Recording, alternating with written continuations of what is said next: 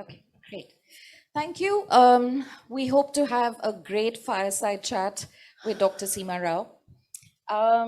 Dr. Seema, at an age of 1920, when most women were busy whiling away time in the college canteens or shopping or obsessing over the boyfriends that they might have, you were training for shooting and as well as black belt.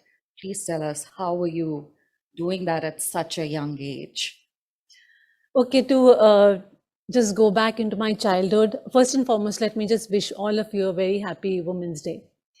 Uh, Now I come back to my story. So I was in school, I was weak and bullied as a child. So I really didn't like that, and I wanted to change that equation. So as I grew up, I decided that I should make myself strong. The only way I could think of making myself strong was to learn martial art.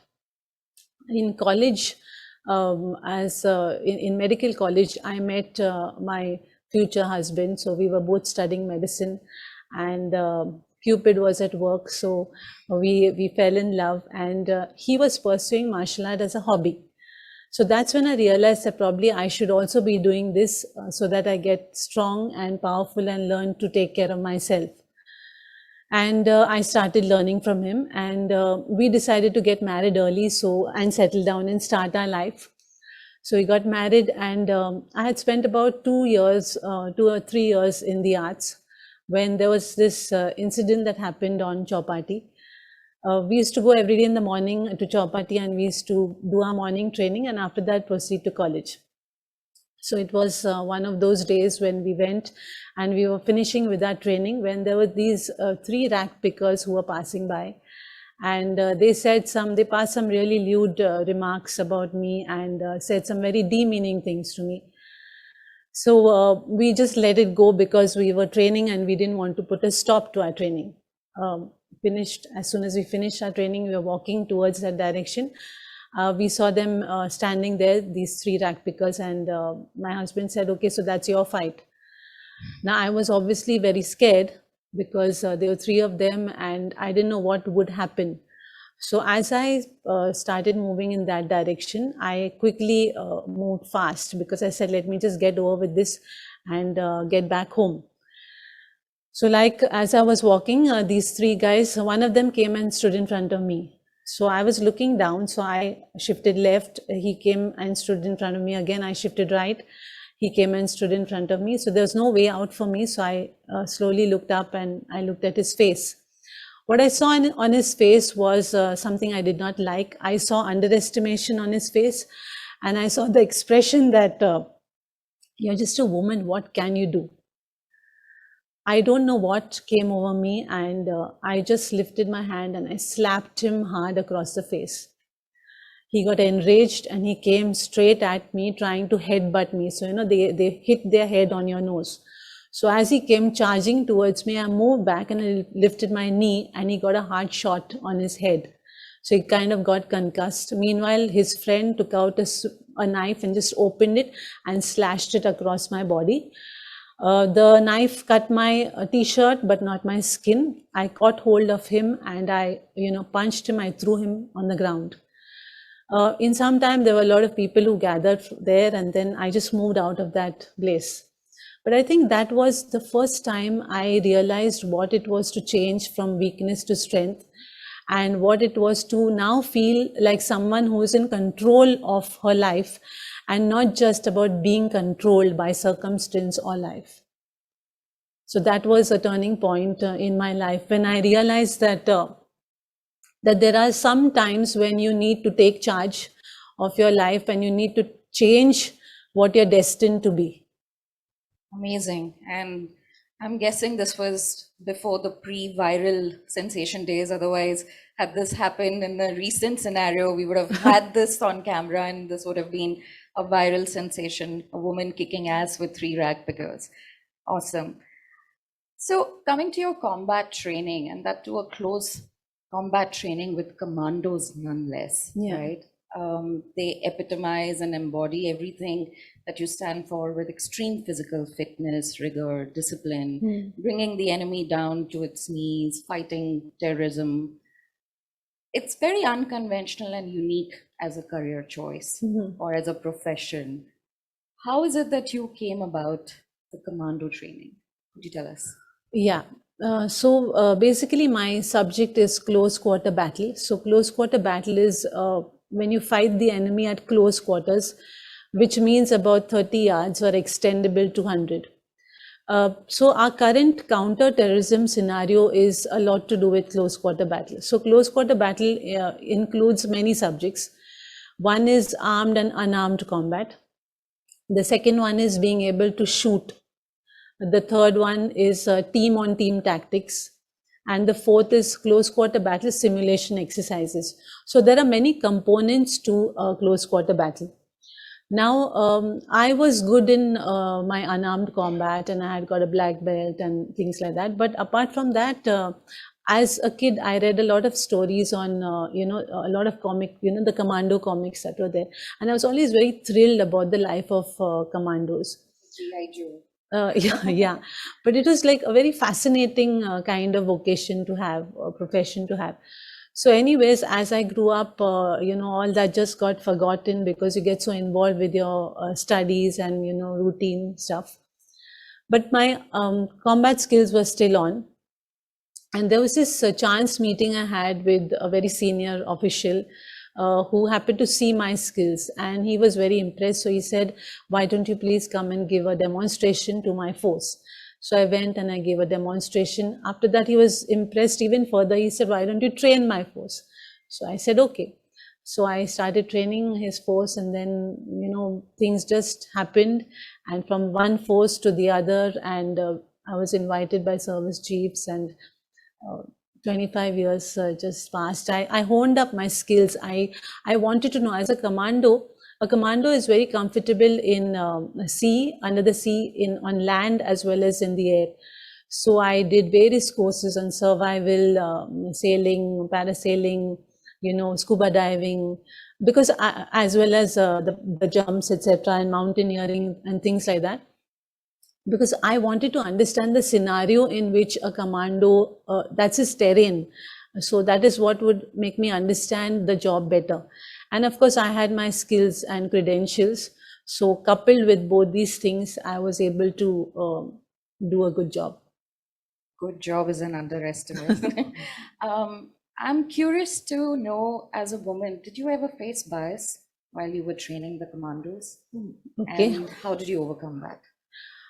My field of work is a physical one. So when I'd go and face the trainees, it's, you have to lead by personal example.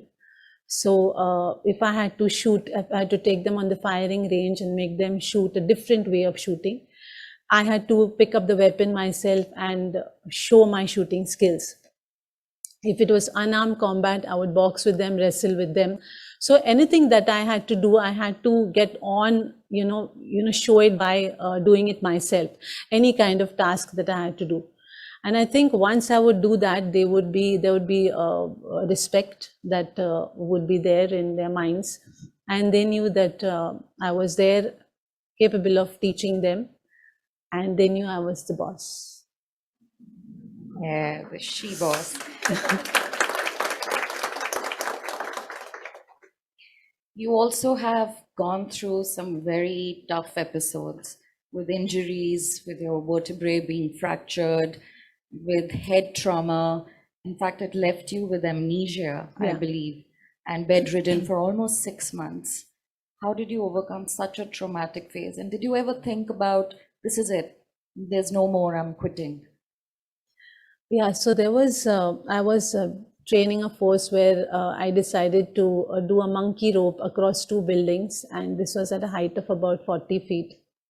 And usually we don't use those safety nets and all that because it has to be realistic. What they're going to do is there's not going to be any net there. So this was a height of 40 feet, and I was traversing from one side to the other. So there were 2 buildings, and there was a rope across. So I held on to the rope. So a monkey rope is where you hold the rope and you have your legs around, and then you're moving from one side to the other.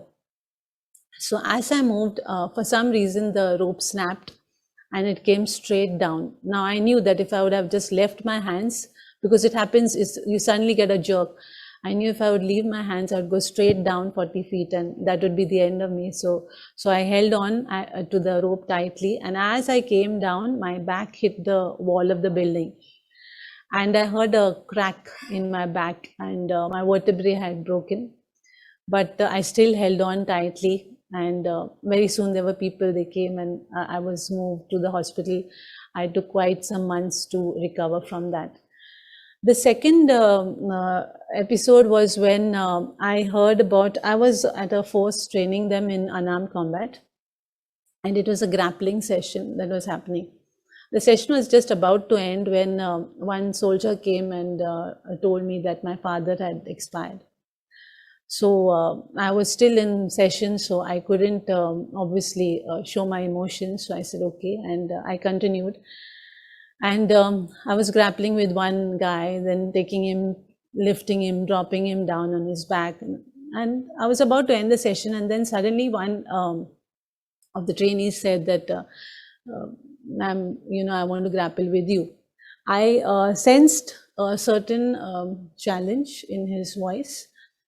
So I said, okay, fine, let me just finish with this. I'm almost at the end of the session. So, and but I think I had lost my focus.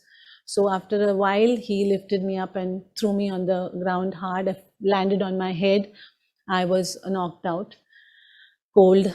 Then I ended up in the hospital. And when I regained consciousness, I realized that I had it was like a memory delete, all your memories just deleted. And I was wondering who I am, where I am, and things like that. It's a terrible feeling to have. But gradually, as my memory came back and as I got better, which took quite some time, quite some months. But I distinctly remember during both these situations when I would lie down and look at the white ceiling of the hospital room, I would ask myself, maybe it's enough. Maybe this is the time to stop. I've done enough. I've spent enough number of years training in the forces, done all kinds of difficult tasks. So maybe I should just, stop. But, I didn't want to be an 80-year-old woman who would look in the mirror and find a coward there looking back at me. And I said that, no, this is not what I'm not going to quit. I'm not going to leave whatever I'm doing. I'm going to do this thing. Yes, I'm going to be cautious about it. So I decided to be cautiously bold in the sense that I would do dangerous tasks, but I would be very cautious about what could go wrong, etc. And that made it a lot more easier. So that's how I could handle it. Because I think, in life, there are situations which bog you down and pull you down, and where everyone around you also says, Ki, maybe it's time to just stop, you've been doing it. So that's enough to shake your conviction. But it is at that time where you need to really look within. You need to say, no, it happens. It's never a rosy, path for any of us. But somewhere we got to put in that extra push and that extra fight. Thank you for sharing such an emotional, personal account. And we can well imagine how tough it must have been for you. I also know that your father was a freedom fighter. So obviously this jazba of never giving up, the passion, the resilience, the sense of honor and duty that you have for serving the country, you get that running in your blood. Yeah. So tell us how it was growing up with the father and his experiences. How did that shape you and influence you? Yeah, so my father was a freedom fighter, and as a child, I grew up listening to a lot of stories from him about his participation in the freedom struggle. And there were stories. There was this one story where he was imprisoned and he was in a jail, put by the Portuguese, and he escaped from the jail with a fellow inmate, swam across the Mandavi River, moved to safety, and then continued with the freedom struggle. He would write a lot of inflammatory propaganda against the Portuguese. He was an underground rebel. And all these stories that he would tell me I would be really fascinated. It made a very huge impact on my childlike mind. And I thought that if life gave me an opportunity, even I too should do something for the country. And I think, sometimes when you have this deep desire to do something, then I think life just opens up and, gives you that one opportunity which you are looking for. And then you got to grab that opportunity and, move in the direction of your passion. Well said. A little less known fact for all of you, that Dr. Seema has been training over 20,000 commandos, special forces over the last 25 years. But she's done this all without a dime, completely free of any compensation. Tell us, Dr. Seema, how did you come about giving that much of yourself and your entire life, your youth, to the country with this sense of honor and duty, but without any monetary rewards? Uh, I do understand that money is very important to buy us the comforts and the luxuries of life. There's no doubt about that. But I think for me, then honor and duty was something that was very important because probably of the kind of childhood and the influence that was there on my mind. So we would travel, my husband and I would travel to various different locations. He would be at one place, I would be somewhere else. And we were traveling almost 8 months in a year. So, and we didn't want to charge the forces because it was a question of wanting to do work and honorable work and contribute to the soldiers and, the people who are safeguarding our country. So in a way, we decided that let's put that aside and just do what we want to do. And it was very interesting work, challenging work and respectable work. There was no doubt that it was hard because when we would come back home, it would be difficult to survive. So I would we would sell off gold and, my fixed deposits, our fixed deposits. We would try to dissolve them and live that way. But there was no doubt about, though we were, going bankrupt many times. But I think the sense of duty and the passion that was there, I think that is what, was way above anything else. So we just carried on.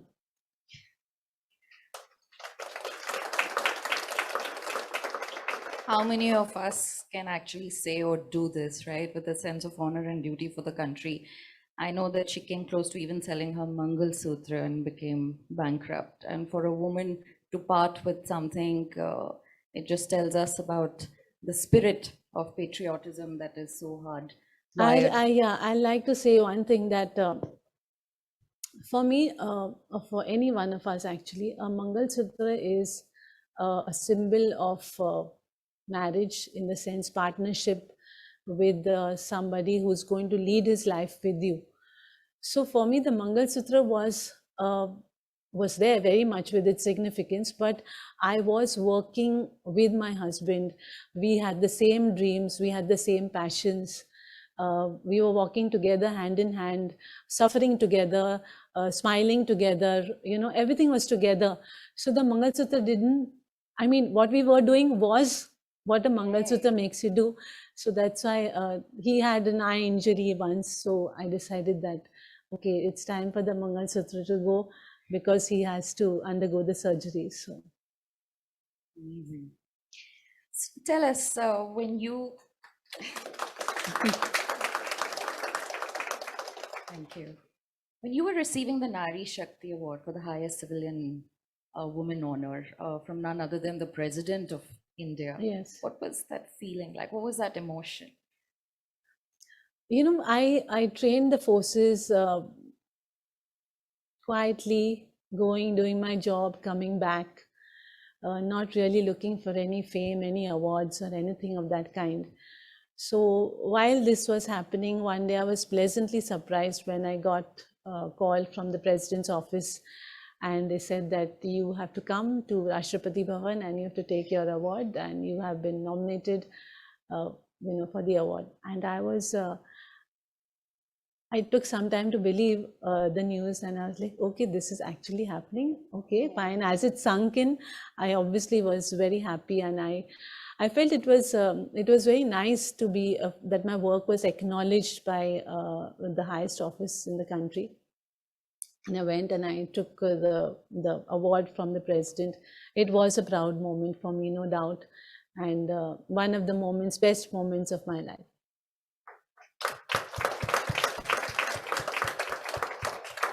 Speaking of awards, we know that you have won a lot of coveted awards, but you embody and epitomize not just brawn and not just brains, but also beauty. You were a runner up in Mrs. India World Beauty Pageant. How did that come about? Okay, so there was this Mrs. India beauty pageant that it was for Mrs. India's. So usually, you only think it's all about Miss India, and then once you're married, like you're not going to be, considered for all that. So there's this Mrs. India beauty pageant that was introduced. So it was like everyone was wondering, okay, what is all this? So some of our friends who were from the forces, they spoke to us and they said that, come on, Seema should go and enroll in that. So I said, look, just forget all that. I'm comfortable with my camo boots and my uniform, and that I'm an action person. Forget about all this. They said, no, no, nothing doing. So my husband quietly went, filled up one form, and then I received a call, and they said, please come, just come and we'll interview, and that's it. So I went there, and they interviewed me, and I just spoke. They said, ma'am, can you just walk from here to there? I just walked. I came back home, and I said, okay, it's over, thank God. And then surprisingly, after a few days, they said, please come. You have to come for the training, and you're part of the whole Mrs. India thing. So I went there. I've met a lot of other women, and they were coming from different places all over the country, talking about their lives, and it was nice spending time. It was like 7 days of training which we had, which culminated in the pageant. And it was different. Okay, it was a different color of life compared to what I was doing. And then finally I walked the ramp, and at the end of the ramp I went and I said, why do the same thing they do? I'll do something different. So I flexed my biceps. All right. And turned. So, and yeah, and I was a runner up. So, but it was a nice color of life, because there are so many colors to life.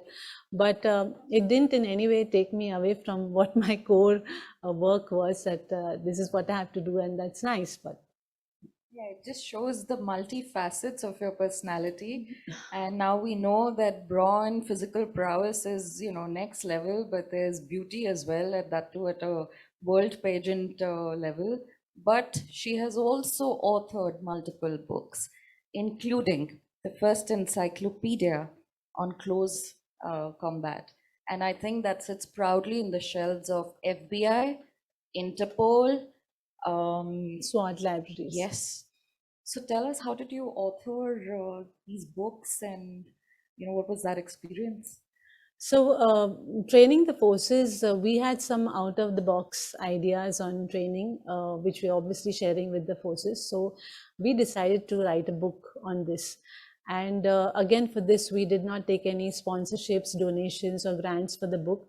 We used our lives' earnings and came up with the book.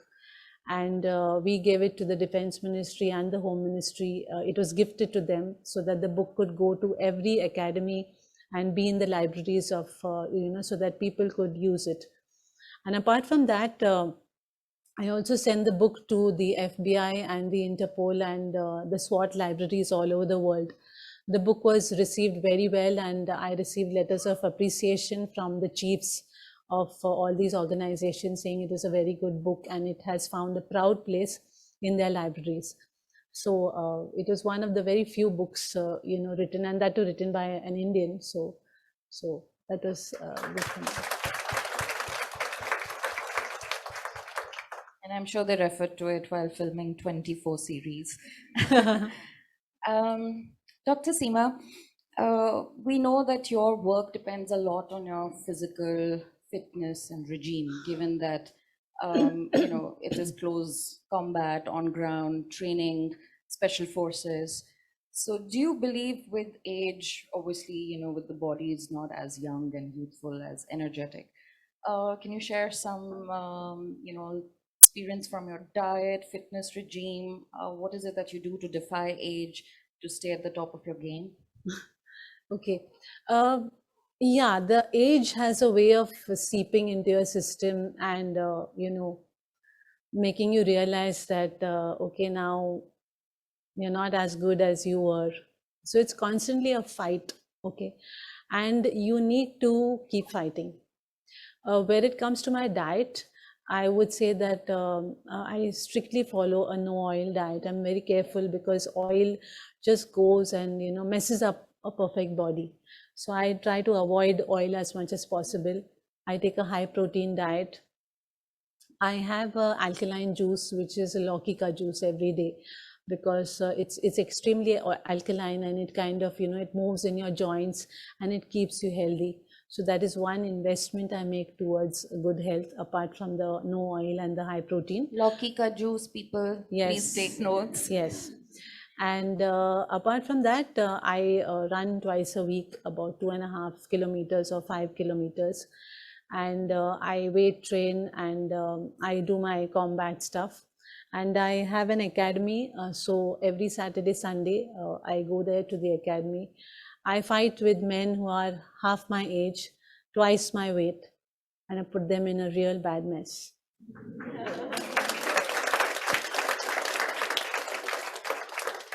I love it how she says it so matter of factly, It's awesome.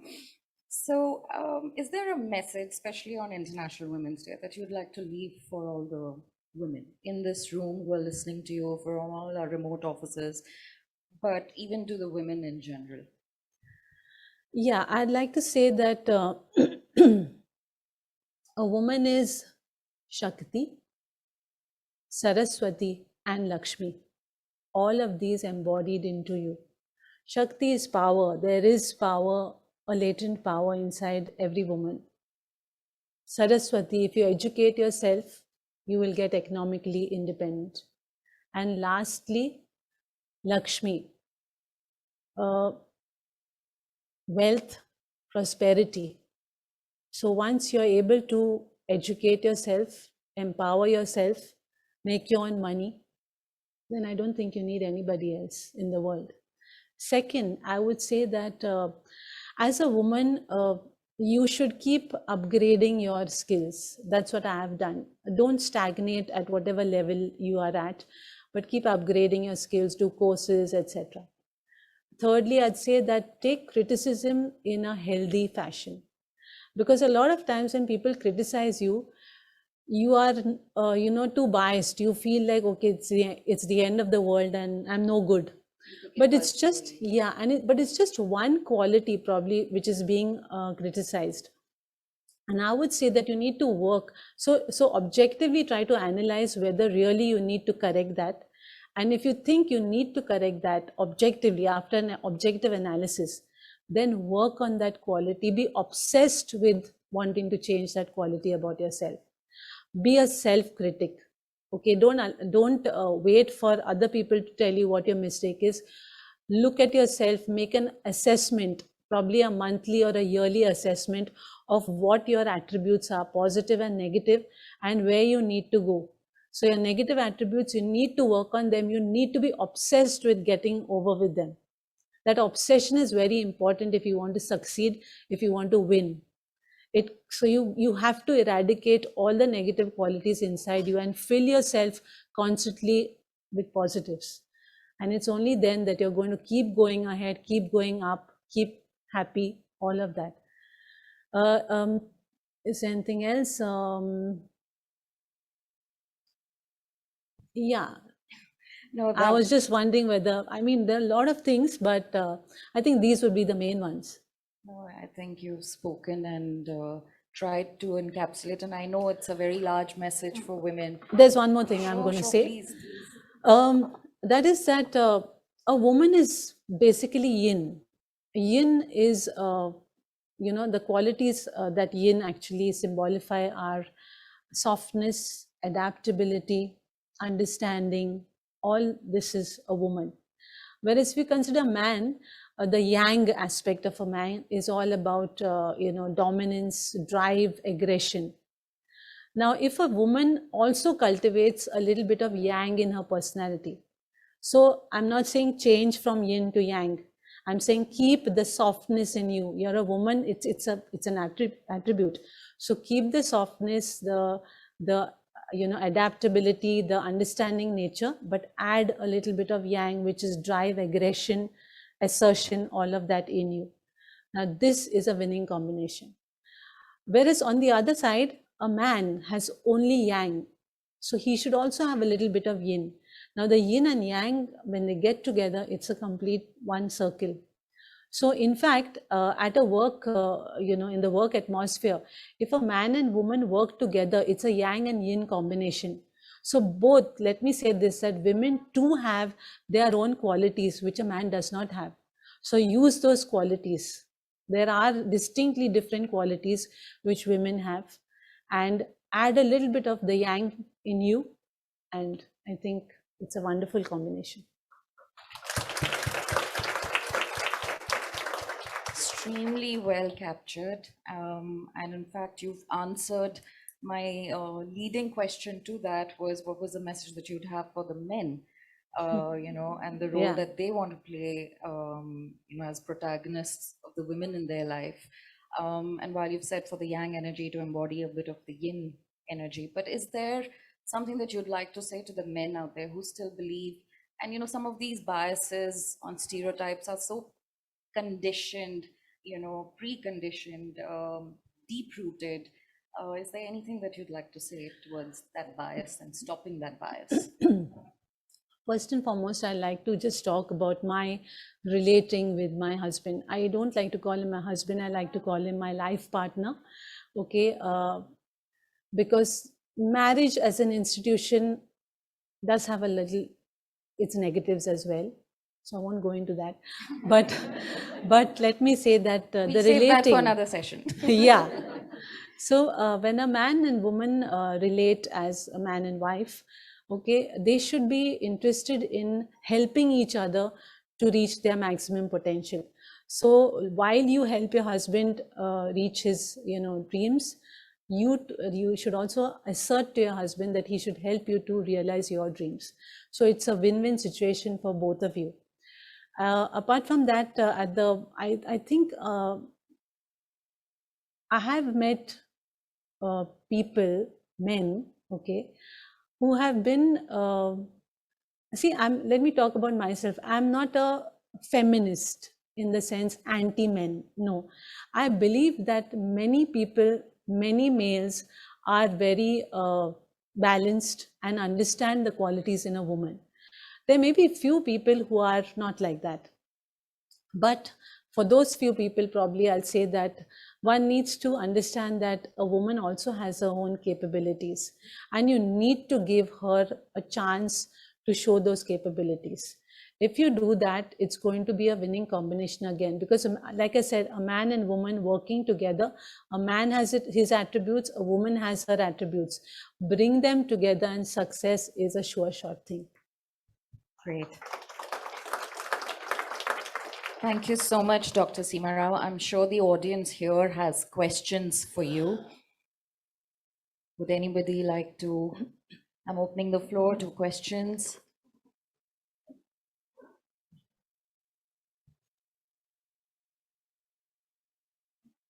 Yeah, sure. So, you hearing that, I mean,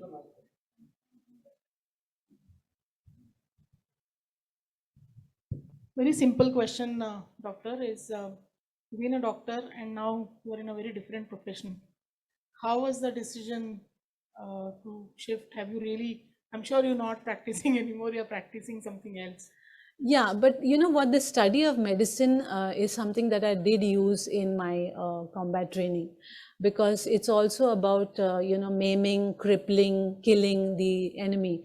So how do you know where to do it? So that's where the study of medicine helped me to come up with, certain places, areas, vital areas in the body where if you attack somebody, it could really cripple or maim or kill.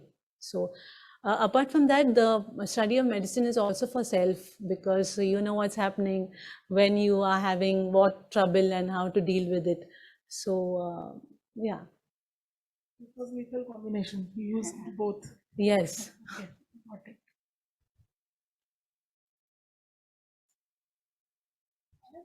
Two questions. The first one is you mentioned about the fight you were having with a person, when it was declared that you didn't have your father. So he's showing your emotional side, a weak stuff. You said you didn't want to show it. You're talking of the way the trainee At the lifted me training and where you got okay. your head. So Yeah. you mentioned that you came to know that your father had expired and you didn't want to show your emotional side. We women are known to show our emotional side. So is it wrong to show your emotional side? That's it. No, it's not wrong to show your emotional side at all. I think crying, feeling sad does not mean you're not tough. But what I was trying to say is that I was in the middle of a session. Now, obviously, when you're standing in the middle of a session, you need to have some kind of resolve that, okay, let me finish with this, and after that, let me drown in my own sorrow. Unfortunately, I didn't even get to do that because I fell on my head and then I woke up days later. So my mourning period was after that. So in any case, nothing is wrong. I think even if a man cries, doesn't make him weak. If a woman cries, doesn't make her weak. It's just an emoting of your feelings that is there. It's not related to weakness. Second question is, why don't we have more like you in the country? There are many of you in this country, only you don't know it. Yeah, we don't have any other woman commando trainer. You're right. Yeah, but I'm just a set of qualities, okay, and It's okay, Dr. principles. Seema, you're one of a kind. No, I want to say that every woman here has her attributes.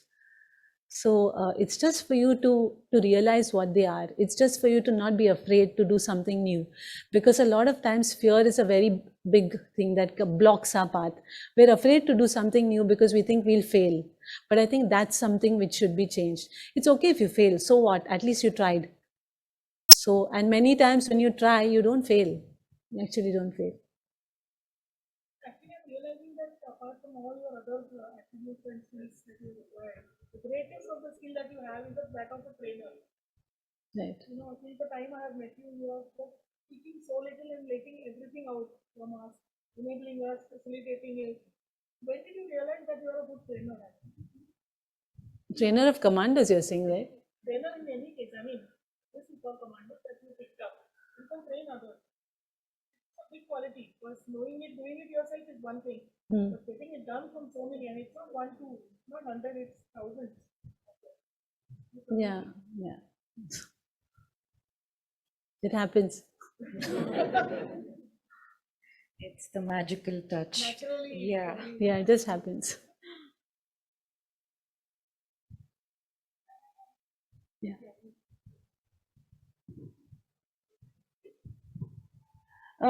So throughout when you were speaking, I noticed that you have a visibly very calm persona. And I've never seen you. I mean, when we hear about anybody from this kind of a profession, we generally have in mind, aggressive personality. So is that, I mean, that came across as a contradiction. Okay. So how is that you maintain that? Because your work is a little aggressive, but you have amazingly docile and calm persona. Not docile, calm. Thank you. So, see, aggression needs to be used at the right time. You don't need to waste your aggression which is within you. So when I need to be aggressive, I'm aggressive. But otherwise, I'm cool. Why should I change my personality for anything in the world? So that's how it works for me. Only when the situation demands it. And I think more important than aggression is assertion. And assertion is something which is more easier, but a lot of people find it difficult. So if you can assert for your rights, if you can assert for what you don't think is right, all of that, that's good enough. You don't need to be aggressive.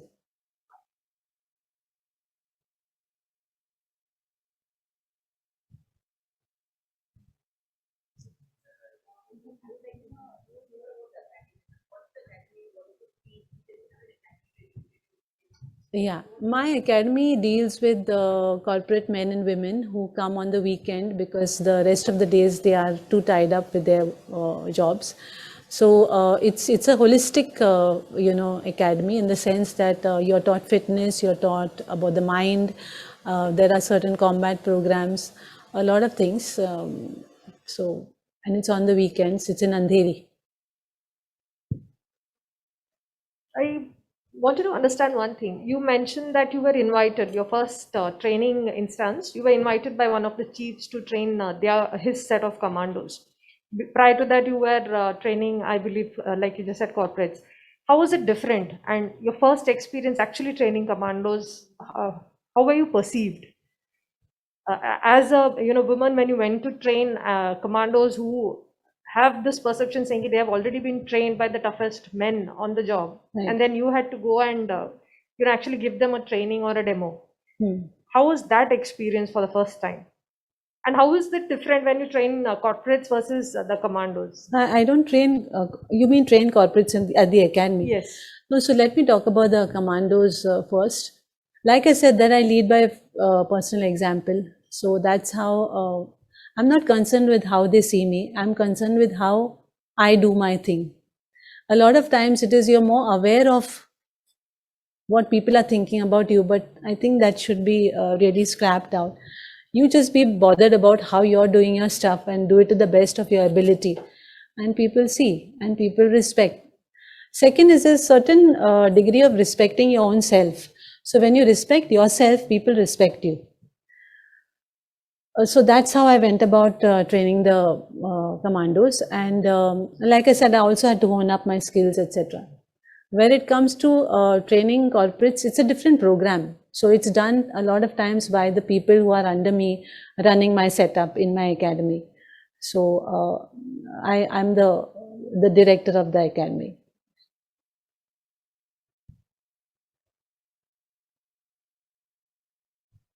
Do we have any more questions?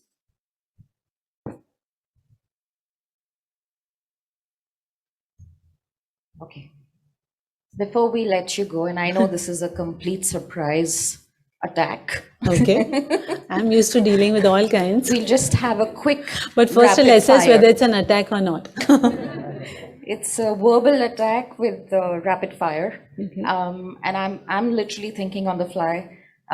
Give me one word, the first word, that association that you associate with whatever I ask you. Country. No, I'll ask, and then you give me one Okay, word. I thought you already associated. started. No, here goes. Country, Life.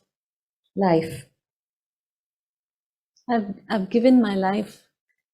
So life itself is Yeah. passion, Fighting. success, Everything. Balance. women, Strength. fame. No, that's not going to be there. Okay. Okay, great. Thank you so much, Dr. Seema. This has been such a wonderful, wonderful experience. You've left us enriched, enlightened, with such great, rich experience of yours and insights that we will all mull over, not just today, but in the days to come.